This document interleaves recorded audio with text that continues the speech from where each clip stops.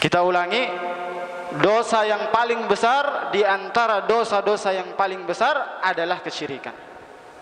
Makanya di kitab Al-Kabair yang paling pertama itu adalah asyirk, kesyirikan. Dan syirik terbagi menjadi dua, sebelumnya kita sebutkan.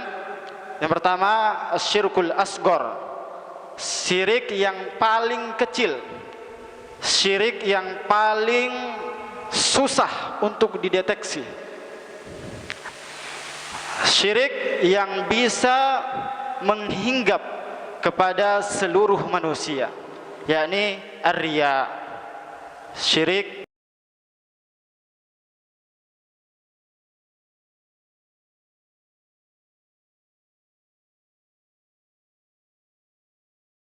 yang paling besar. Apa itu syirik besar?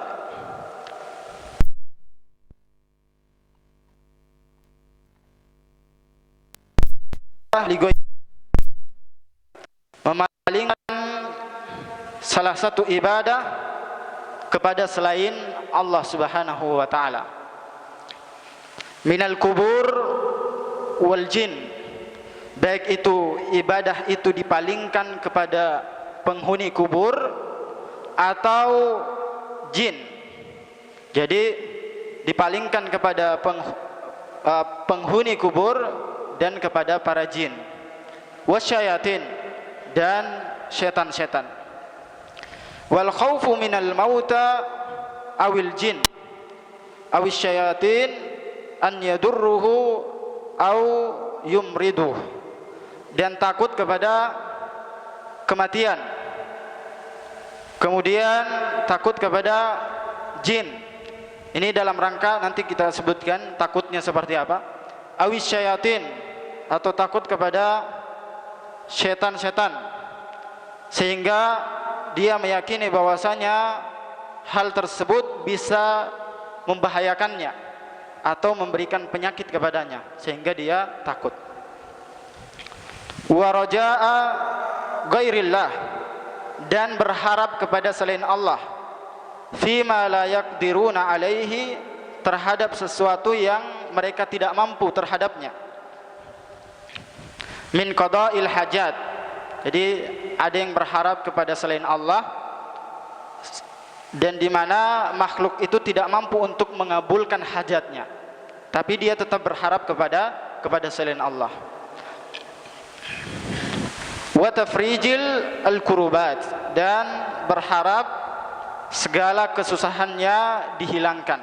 Artinya berharap kepada selain Allah Subhanahu wa taala. Yang pertama, kita bahas yang pertama, sarfu syai'in min anwa'il ibadah li ghairillah, memalingkan salah satu ibadah kepada selain Allah Subhanahu wa taala. Al aslu fil ibadah lillah, asal dari ibadah itu Pak, asal dari ibadah Bu, itu ditujukan untuk Allah Subhanahu wa taala. Itu asalnya. Sehingga kalau sudah ditujukan kepada selain Allah, maka dia masuk kepada kesyirikan. Tujuan dari ibadah adalah ditujukan kepada Allah. Dalilnya apa? Quran surah Az-Zariyat ayat 56 yang kita hafal. Az-Zariyat ayat 56. Wa ma khalaqtul jinna wal insa illa liya'budun. Tidaklah aku ciptakan jin dan manusia kecuali untuk menyembah kepadaku, kecuali untuk beribadah kepadaku, kata Allah Subhanahu wa taala. Dalil yang kedua, dalam Quran surah Al-An'am ayat 162. Al-An'am ayat 162. Qul inna salati wa nusuki wa mahyaya wa mamati lillahi rabbil alamin. Katakanlah, sesungguhnya salatku, sesembelihanku, hidup dan matiku untuk Allah Rabb semesta alam. Jadi tidak ada harga mati kecuali untuk Allah Subhanahu wa taala. Tidak ada harga mati kecuali untuk Allah Subhanahu wa taala. Karena asal dari ibadah itu untuk Allah. Dalil yang ketiga, dalam Quran surah Al-Anbiya ayat 25. Dalam Quran surah Al-Anbiya ayat 25.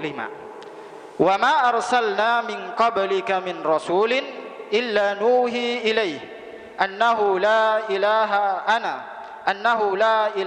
illa ana fa'budun.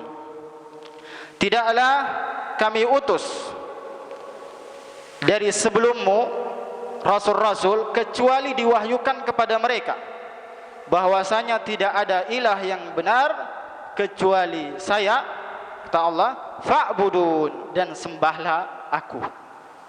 Jadi itu dalil yang ketiga. Dalil yang keempat, dalam Quran surah Yasin ayat 60 sampai 61. Alam ahada ilaikum ya bani Adam alla ta'budu asyaitan. Bukankah aku telah memerintahkan kepada kalian wahai anak cucu Adam, bahwasanya janganlah kalian menyembah para syaitan.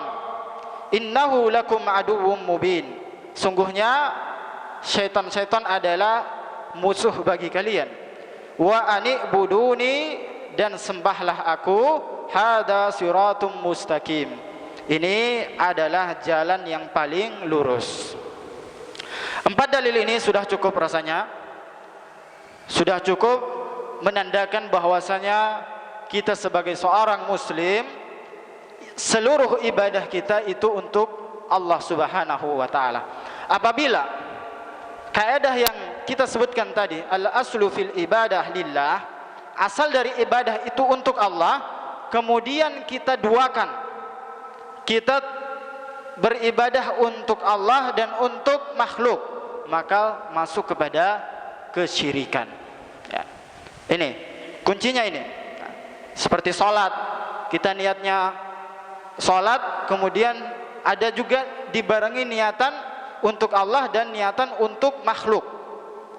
Niatan untuk makhluk seperti tidak enakan kalau tidak di masjid, tidak enakan kalau tidak di masjid ini, takut dibilang ini, takut dibilang itu. Nah, ini bisa masuk kepada kesyirikan yang pertama sebelumnya kita sebutkan, yakni syirik asghar. Itu berkaitan dengan dalil bahwasanya ibadah itu untuk Allah Subhanahu wa taala.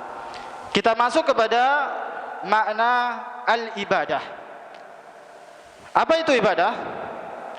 Disebutkan oleh Syekhul Islam Ibnu Taimiyah rahimahullahu taala, ibadah adalah ismun jami'un li kulli ma yuhibbuhullah wa yarda minal aqwal wal a'mal. Ibadah adalah segala sesuatu yang mencakup hal-hal yang dicintai oleh Allah. Itu ibadah.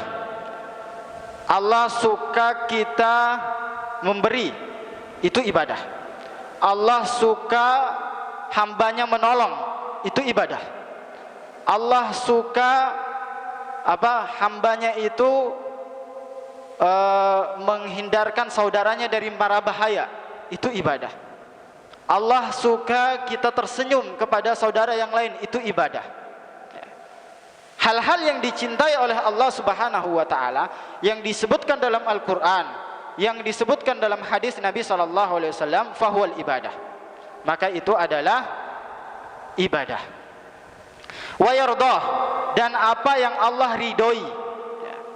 Dan apa yang Allah ridhoi. Minal aqwal wal a'mal.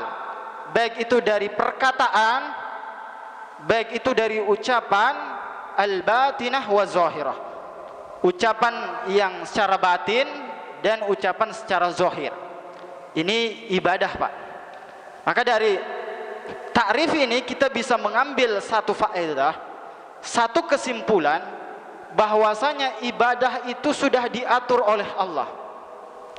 Ibadah itu hal-hal yang dicintai, yang diridhoi oleh Allah.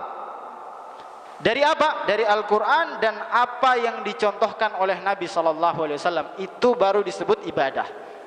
Selain daripada itu, itu bukan ibadah namanya. Itu bisa jadi kebid'ahan, karena sesuatu yang tidak diridhoi oleh Allah Subhanahu wa taala. Kemudian dari ta'rif juga, pengertian tadi, kita bisa mengambil kesimpulan bahwasanya ibadah itu qaulul qalb. Ibadah itu bentuknya ucapan hati. Ibadah itu bisa berupa ucapan di dalam hati kita. Apa yang terbetik di dalam hati kita, yang Allah sukai, yang Allah ridhoi, itu sudah masuk ibadah, Pak. Dalam hati saja, artinya sudah dicatat kebaikan. Di antaranya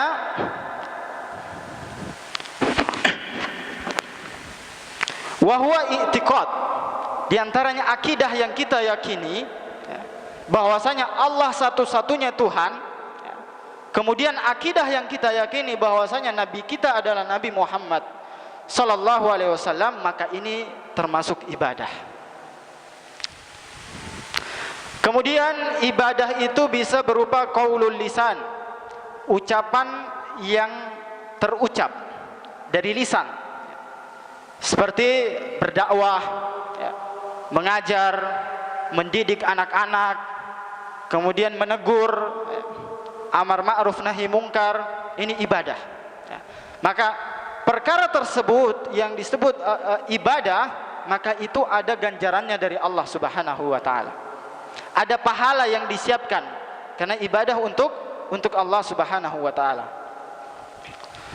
Kemudian amalul qalb, amalan hati, seperti al-khauf. Tadi qaulul lisan, ucapan hati. Qaulul qalb, ucapan hati. Sekarang amalul qalb, amalan hati. Hati kita itu bisa beramal, Pak.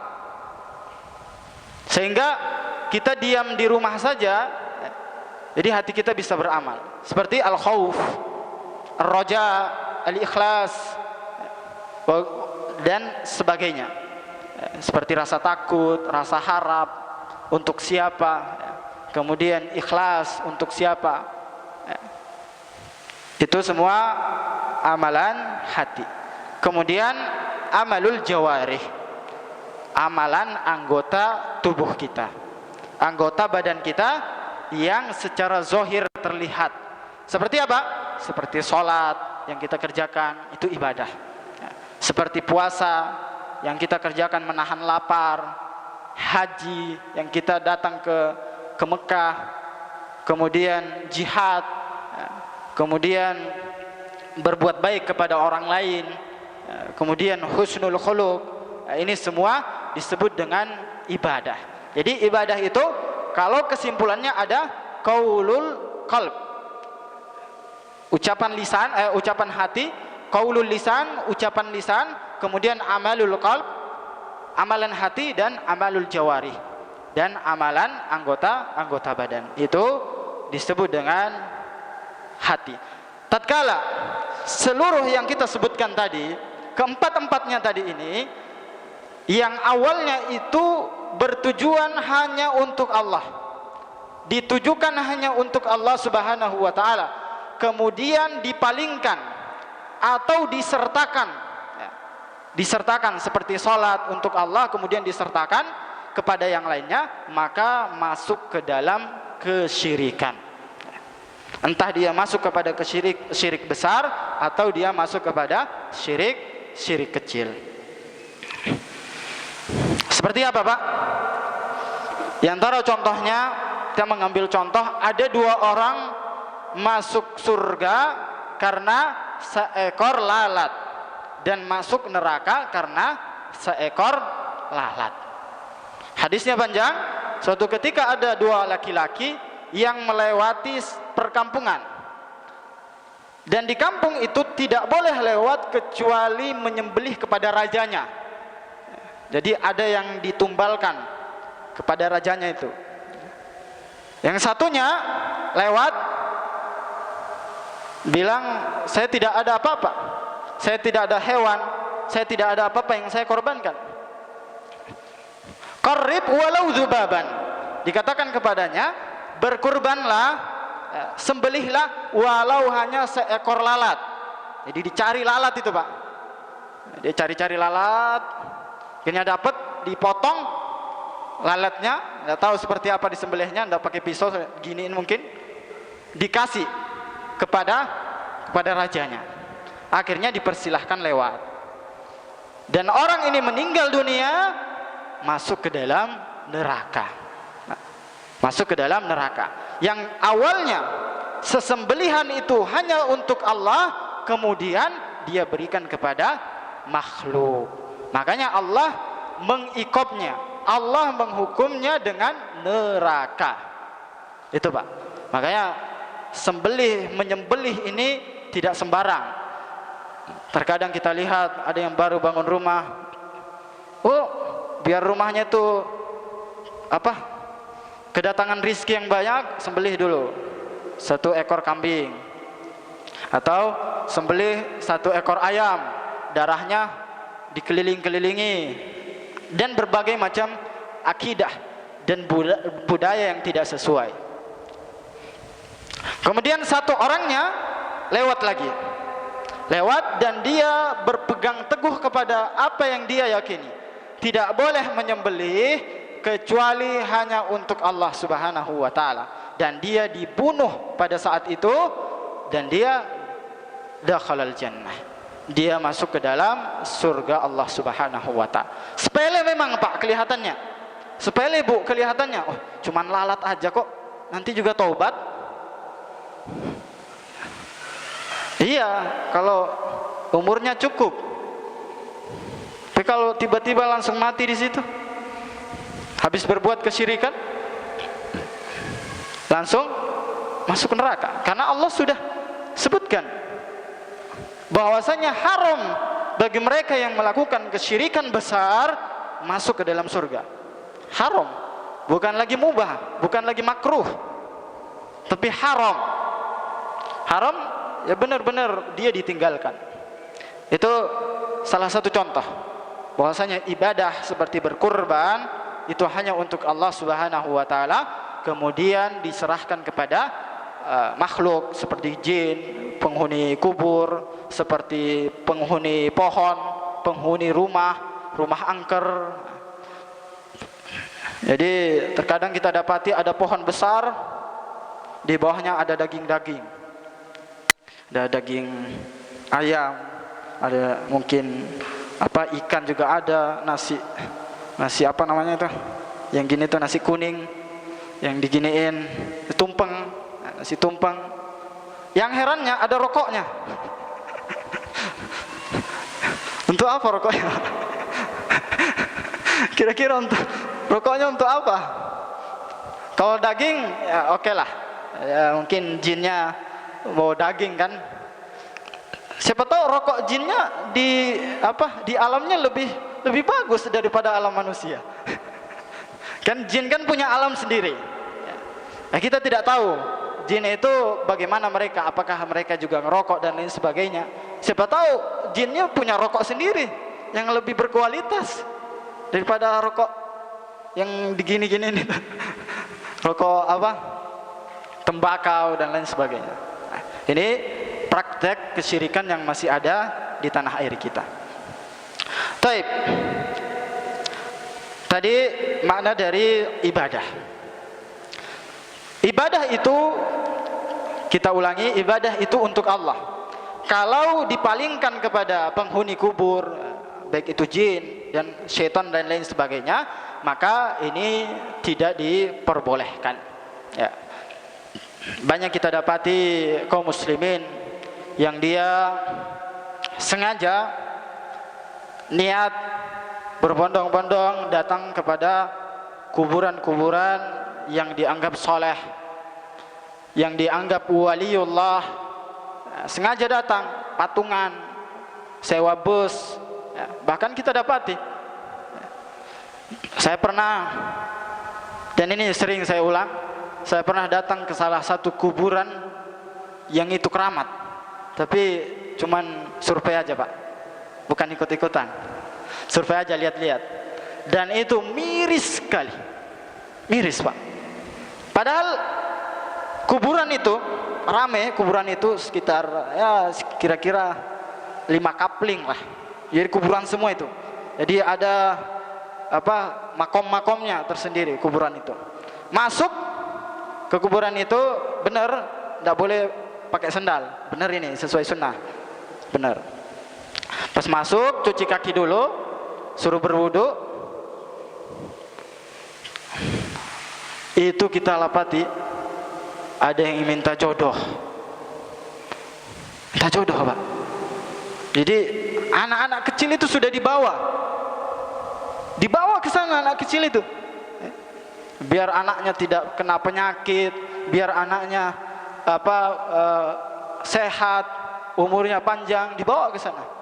Yang mampet jodohnya itu tidak datang-datang jodohnya, dibawa ke sana sama mereka. Padahal anaknya aja tidak mau berusaha cari jodoh. Ya, dibawa ke sana, doa. Bahkan ada yang sholat di situ, Pak. Nah, ini kalau kita jelaskan seperti ini, bukan berarti kita langsung menjas. Ya, kita sampaikan, bukan berarti kalau ada saudara kita yang masih melakukan praktek seperti ini, bukan berarti kita mengatakan bahwasannya dia adalah penghuni neraka, tidak. Hanya saja perkara seperti ini menyebabkan seseorang masuk ke dalam neraka. Dan kita harus jelaskan kepada umat, kita harus jelaskan kepada anak kita harus jelaskan kepada istri kita, kepada keluarga kita. Tidak boleh kita, ini keyakinan orang masing-masing, jangan kamu ini. Tidak boleh seperti itu. Karena Nabi sendiri yang melarang hal seperti itu. Ini bukan berarti kita melarang ziarah kubur, Pak. Ziarah kubur boleh. Afwan, ada nyamuk. Ziarah kubur itu boleh. Kita ulangi, ziarah kubur itu boleh. Ustaz, dai-dai yang banyak memfitnah, kita sampaikan ziarah kubur itu boleh. Yang tidak boleh itu apa? Ziarah kubur, minta-minta di kuburan itu. Itu yang tidak boleh. Kalau sekedar datang ke kuburan, bersih-bersih makamnya, mungkin karena kering kita sirami, tidak apa-apa, kita doakan di situ, tidak apa-apa. Kalau sampai sholat di situ, minta-minta di situ, baca Quran di situ, ini tidak ada. Ini perbuatan yang mungkar, hal seperti ini. Kata Nabi SAW, kuntu nahaitukum an ziyaratil kubur. Dahulu aku melarang kalian untuk ziarah ke kuburan. Ini, Pak. Dulu kata Nabi SAW, aku melarang kalian untuk ziarah ke kuburan. Fal'an fazuruha. Sekarang baru aku membiarkan kalian, membolehkan kepada kalian untuk ziarah. Tujuannya untuk apa?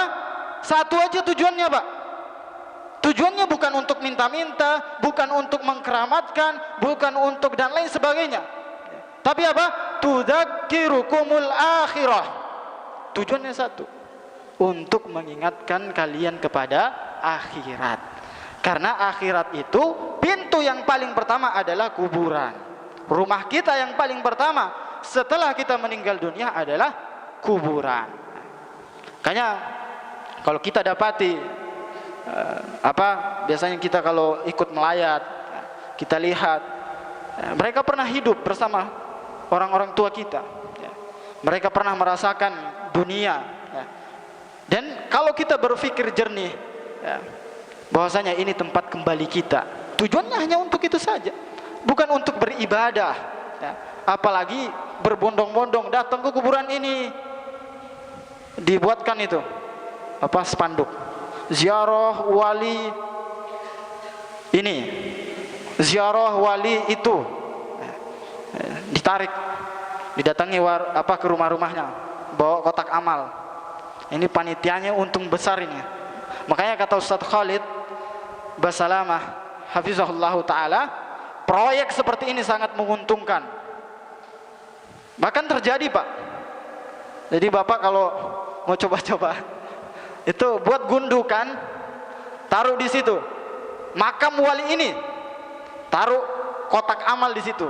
Itu 10 hari bisa dicek uangnya. Banyak uangnya itu. Kalau mau bisnis seperti itu. Tujuannya hanya seperti itu. Bahkan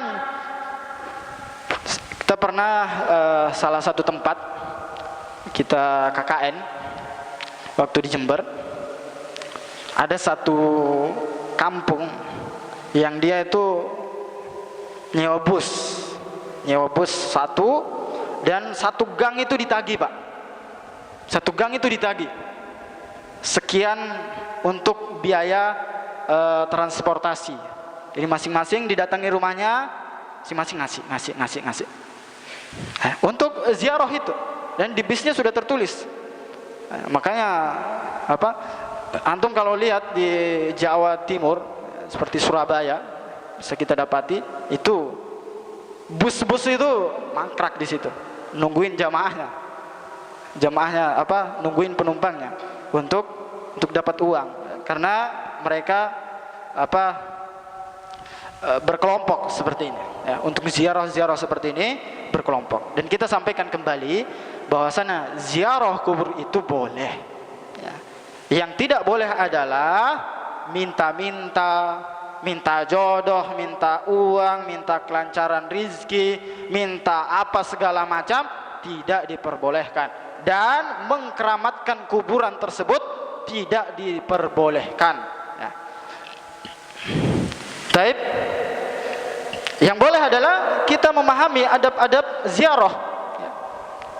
Itu yang paling penting, karena kita dapati kalau ke kuburan wali buka sendalnya dilepas, tapi ke kuburan kaum muslimin secara umum sendalnya bahkan diinjak-injak. Itu kasihan kuburan itu, diinjak-injak kuburannya, diduduki lagi, ketawa-ketawa lagi di situ, ngerokok. Si fulan ya, baru kemarin aku ngobrol-ngobrol sama dia, iya lucu lagi orangnya. Duduk-duduk di atas kuburan yang itu bukan adab. Di antara adabnya adalah tidak boleh meniatkan atau ziarah ke kuburan tertentu atau bepergian untuk ke kuburan. Ini tidak boleh ya. Diharamkan oleh Nabi SAW. La tushaddu ar-rihal illa ila thalathati masajid. Tidak boleh mempersiapkan bepergian kecuali dengan 3 masjid. Masjid yang pertama Al-Masjidul Haram, Masjidil Haram, kemudian Masjidil Rasul, Masjid Nabawi, kemudian Masjidil Aqsa. 3 masjid ini aja Pak kita boleh kunjungi, kita niatkan untuk bersafar. Tapi kalau ke kuburan tidak boleh. Ini salah satu adabnya. Dan salah satu adabnya adalah tidak boleh membaca Al-Quran, kemudian tidak boleh duduk di atas nisan orang, tidak boleh segala macam yang seperti pakai sendal ke atasnya. Ini salah satu adab untuk ziarah. Hal yang seperti ini yang perlu kita sampaikan ya. Karena apa Pak? Awal dari kesyirikan itu timbul dari situ. Kalau sekiranya kita tidak belajar tauhid ini, kita menganggap bahwasanya itu biasa-biasa saja. Bahkan sudah ada grup WhatsApp, itu ada grup ziarah makam ini, ada grupnya, bahkan ada busnya tersendiri. Kata Nabi SAW, Allahumma la taj'al qabri wathanan yu'bad. Ya Allah, Nabi sendiri Pak yang berdoa kepada Allah, jangan engkau jadikan kuburanku sebagai patung yang disembah. Makanya di Masjid Nabawi itu, makanya di kuburan Nabi SAW itu dijaga ketat. Karena jamaah haji itu lempar doa ke kuburannya, dilihat bahasa Bugis, dilihat bahasa Madura, dilihat bahasa dan lain sebagainya. Ini doa-doa yang tidak diperbolehkan. Nabi sendiri Pak yang berdoa. Nabi SAW juga bersabda, la'anallahu al-yahud wan nasara ittakhadhu qubura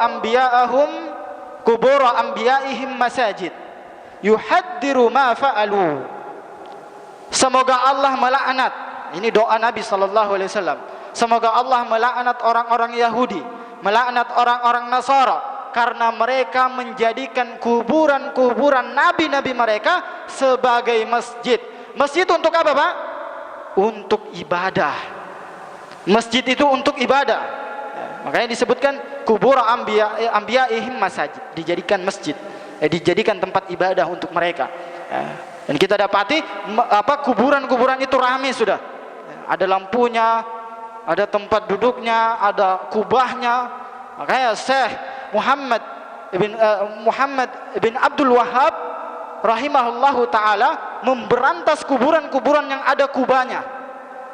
Kuburan-kuburan yang ada rumah-rumahnya itu diberantas, Pak. Dihilangkan sama beliau. Kenapa? Biar tidak terjadi kesyirikan dari situ. Nabi SAW juga bersabda, inna man kana qablakum kanu yattakhidunal kubur masajid. Sesungguhnya orang-orang terdahulu menjadikan kuburan-kuburan sebagai masjid, tempat ibadah. Ala fala tattakhidul kubur masajid fa inni anhaakum an dzalik.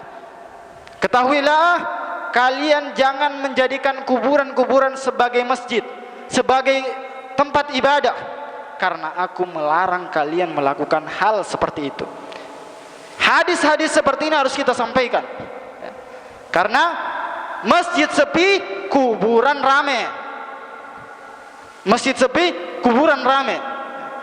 Kalau di iklan diumumkan hari ini ziarah ke makam fulan, masjid yang dekat rumahnya tidak pernah datangi, tapi kuburan yang dia jauh sampai beda pulau itu didatangi. Naudzubillah min dzalik. Maka ini adalah praktek kesyirikan, ya, memalingkan ibadah kepada penghuni kubur, ya, kepada jin, seperti rumah angker. Memang sengaja itu, Pak. Jin-jinnya itu sengaja memang. Kalau ada rumah angker itu ditakut-takutin, digerak-gerakin, pokoknya ditakut-takutin di situ, sampai penghuni rumah itu dia harus nyembelih ini, harus datang ke dukun, ya. Maka terjadilah praktek kesyirikan, ya. Dari segi ibadah yang dipalingkan kepada selain Allah Subhanahu wa taala. Kemudian kita masuk kepada ta'rif. Salah satu ta'rif syirik akbar adalah al-khauf minal mauta awil jin awil syayatin ayyadurruh aw yumriduh. Takut berlebih-lebihan kepada jin, kepada syaitan, kepada makhluk-makhluk yang lainnya, sehingga dia meyakini bahwasanya makhluk itu bisa memudaratkannya, bisa membahayakannya. Maka kalau dia berlebihan terhadap hal itu, maka dia bisa masuk kepada kesyirikan. Rasa takut itu adalah hal yang ditanamkan oleh Allah Subhanahu wa taala ke dalam diri kita. Para ulama membagi rasa takut itu kepada 3 bagian. Nah, pada 3 bagian. Yang pertama, khauful ibadah, takut dalam bentuk ibadah, seperti takut kepada Allah, takut Allah tidak mengampuni dosa sehingga kita berbuat baik lagi. Allah Subhanahu wa taala berfirman dalam Quran surah Al-Maidah ayat 44, falamma takhshawun fala takhshawun nas wakhshawni. Jangan kalian takut kepada manusia, maka takutlah kalian kepadaku. Itu dalil tentang takut kepada Allah Subhanahu wa taala yang membuat kita tambah taat kepada Allah, maka itu disebut dengan takut ibadah. Kemudian Yang kedua, takut secara tabii, takut tabiatnya manusia. Nah ini, takut tabiatnya manusia seperti ada yang takut sama kecoa, ada enggak? Takut sama kecoa, takut sama macan, harimau. Jangan sampai pulang dari kajian ini takut, tidak boleh kecuali hanya kepada Allah. Langsung ke kandang buaya. Tidak boleh. Ini takut tabii, ya. Ini secara tabiat manusia memang dia takut, ya. Bukan kesyirikan, tapi wajar manusia itu punya rasa takut, ya. Wajar. Ini takut tabii. Jangan sampai karena ustadznya bilang takut itu hanya kepada Allah, pulang-pulang langsung pegang ular kobra, mati sudah.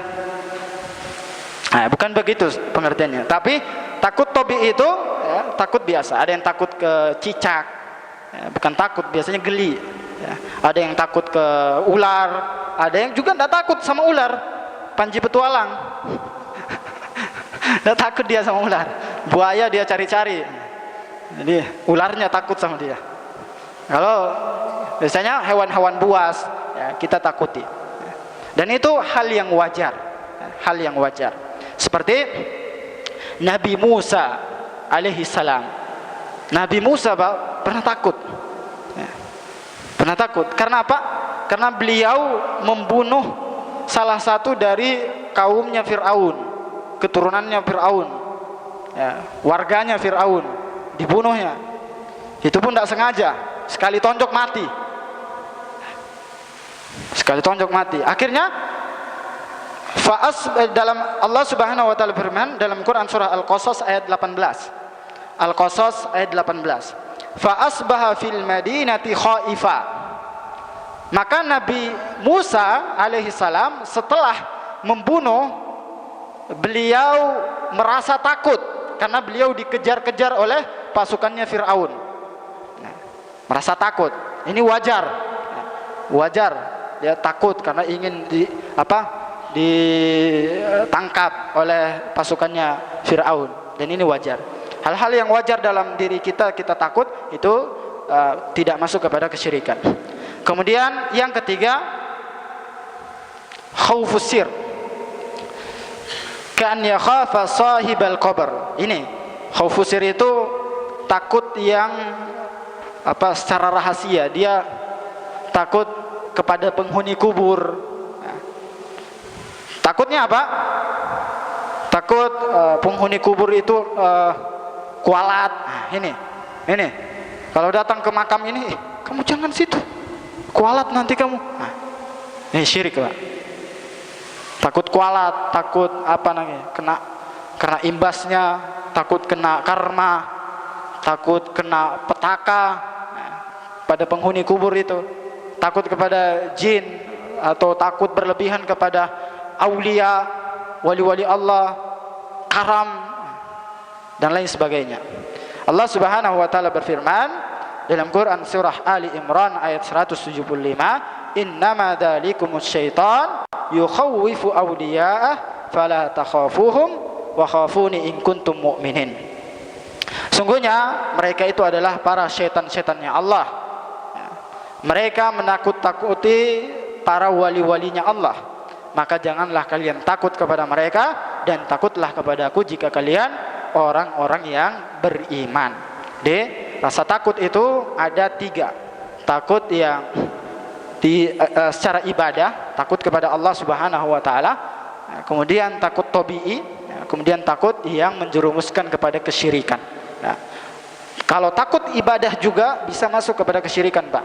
Karena yang nomor 1 sama nomor 2 ini bisa, masing-masing bisa menjerumuskan kepada kesyirikan. Wallahu a'lam bishawab.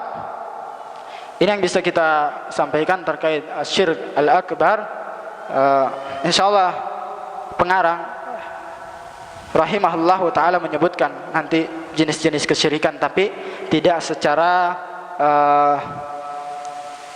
tidak, nanti beliau sebutkan secara acak. Nanti ada sihir, kemudian datang ke dukun, kemudian percaya kepada bintang-bintang, bintang kejora, bintang apa? Kamu bintangmu apa? Serak nanti jodohmu itu. Itu ada yang percaya sama bintang-bintang, Gemini dan lain sebagainya. Ini masuk kepada kesyirikan, syirkul akbar.